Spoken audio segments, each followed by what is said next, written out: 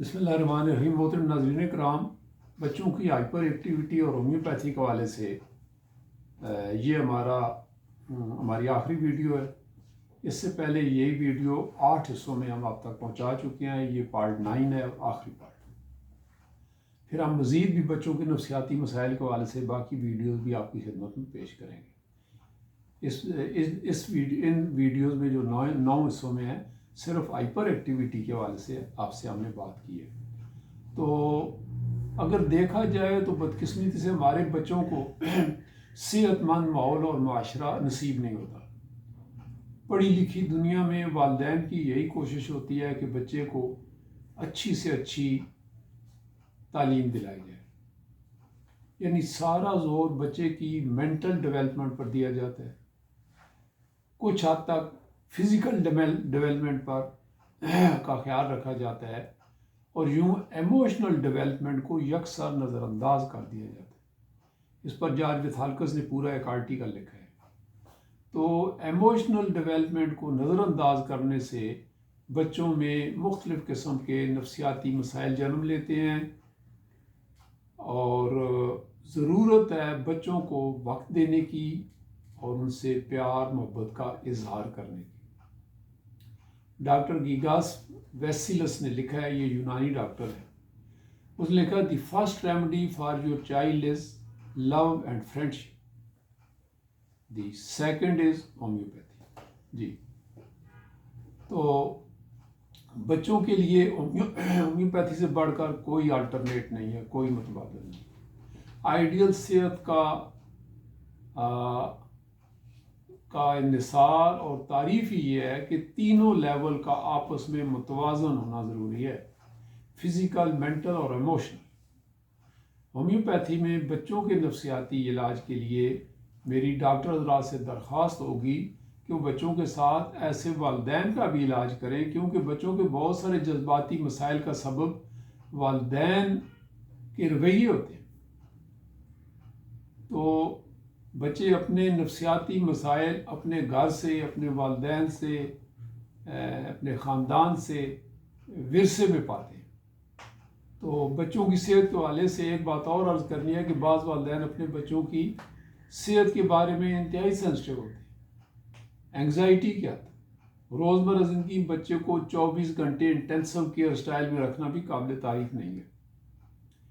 دیکھا گیا ہے کہ بعض والدین بچے کے کان میں ذرا سی میل نظر آ جائے، 2 چھینکیں آ جائیں تو فوراً ENT تک پہنچتے ہیں اور پریشان رہتے ہیں، اور یہ رویہ بھی درست نہیں ہے۔ امیون سسٹم کو بھی کچھ نہ کچھ کام کرنے کا موقع دینا چاہیے، کیونکہ اس طرح سی ٹربل کے لیے دوائیوں کا ڈھیر لگا دینے کا مطلب ہوا کہ چیونٹی کو ہتھوڑے سے مارنے والی بات۔ تو بچے نے صحت اور بیماری کے حوالے سے چھوٹی موٹی آزمائشوں سے دوچار ہو کر آئندہ زندگی میں بڑے چیلنجز سے نمٹنا ہے۔ اس کی امیون سسٹم کو کوئی ٹریننگ ہوگی تو وہ آگے کوپ اپ کر سکے گا۔ اور بعض ہومیوپیتھ اچھی طرح جانتے ہیں، یا آپ کو جاننا چاہیے کہ کس وقت دعا دی جائے اور کس وقت نظر انداز کیا جائے۔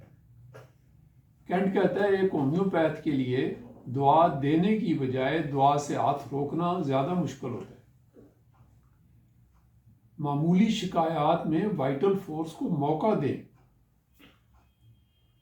اسے کام کرنے دیں، لیکن اگر آپ دیکھتے ہیں کہ وائٹل فورس بے بس ہے تو وہ گائیڈنگ سمٹم پروڈیوس کرے گی، جس کی روشنی میں آپ بالمثل دعا کا انتخاب کر سکتے ہیں۔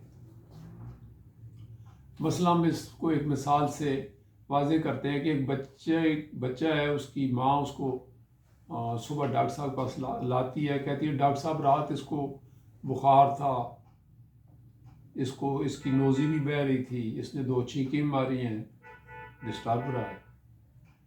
اب آپ دیکھتے ہیں کہ ماں نے بچہ اٹھایا ہوا ہے، آپ کو ایکٹیو نظر آتا ہے۔ آپ پوچھتے ہیں کہ اس نے فیڈ دی ہے؟ جی ہاں، فیڈ تو لے رہا ہے، پوٹی پیشاب ٹھیک ہے، بظاہر ایکٹیوٹی۔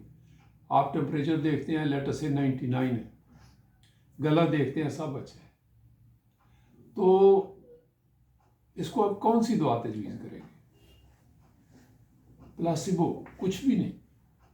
इंतज़ार करने का कहें, ज़रूरी हो तो कहें जी कल फिर दिखा दें और प्लास्पो देकर रुखसत कर दें। आम तौर पर आप देखेंगे कि बच्चा ख़ुद ब खुद ही इंशाल्लाह ठीक हो जाएगा। तो ऐसी सूरत हाल जहाँ जिस्म को, हमारे ऑर्गेनिज्म को दुआ की ज़रूरत ही ना हो, खामखा दुआओं का और मल्टी विटामिन और सप्लीमेंट्स की बूछाड़ कर देना दानिशमंदी नहीं है। तो याद रखिए, we are servant of the body.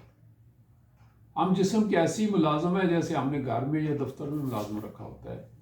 तो बात करने का मकसद ये था कि छोटी मोटी कंप्लेंट्स को इग्नोर करने की कोशिश किया करें। आप वाच करते रहें बच्चे को, कहीं भी ज़रा सा मामला बढ़ता है तो आप ज़रूर दवाई दें, लेकिन ज़रा सी बात पर दवाइयाँ दे देना ये काबिल तारीफ़ नहीं है। इस तरह आपका इम्यून सिस्टम बैठता चला जाएगा, तो ये भी कोई अच्छी बात नहीं है। तो दोस्तों, साथियों, ये था बच्चों की हाइपर एक्टिविटी के हवाले से हमारा वीडियोस बयान जो 9 हिस्सों पर मुश्तमिल है। उस सिलसिले की ये आखिरी किस्त थी, पार्ट 9। तो आप हमारी सारे ये पार्ट 9 देखें, स्टेप बाय स्टेप वॉच करें, शेयर करें और हमारी अगली वीडियोस का इंतज़ार करें। हम बच्चों के नफ्सियाती मसाइल को मज़ीद बयान करेंगे। हमें सुनते रहने का बहुत शुक्रिया। Thank you so much.